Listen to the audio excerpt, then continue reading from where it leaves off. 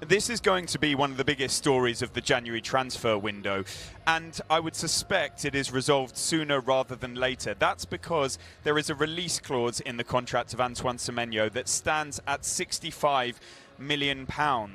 It expires, it becomes inactive after around the 10th of January, and then it reactivates in the summer for a lower fee.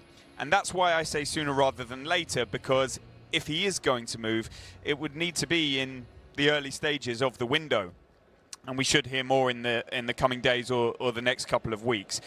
Everything I learned suggests that a transfer is highly possible, and the names that are emerging as the leading contenders right now are Manchester City and Manchester United, in no particular order. They're both extremely fond of him. Liverpool are said to have had great admiration for him. They haven't moved to the same extent so far, to my knowledge, but let's see if anything changes around the Alexander Isak injury, because we've just broken the news that Liverpool fear that it is a significant injury to his lower left leg. Tottenham Hotspur were very keen, and I'm led to believe we're prepared to pay a significant salary to Antoine Semenyo, but he politely is focusing on other options.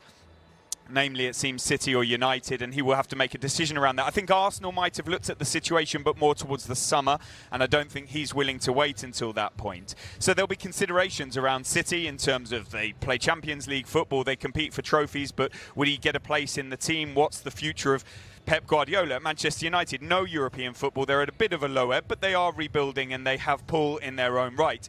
It's not great for Bournemouth, of course, but they had to insert that clause into the contract as a condition of the new contract that he signed. And you could say he's repaid them with goals and assists so far. If he does go, they'll have to think about how to replace him. I'm led to believe they would look more to strengthen the team from a broader perspective rather than specifically a like-for-like replacement. Any team that does get him, or even if he stays at Bournemouth, they'll have him available for January, because Ghana didn't qualify for the Africa Cup of Nations, but he will go with them to the World Cup next summer in the US, Canada and Mexico. They're in England's group.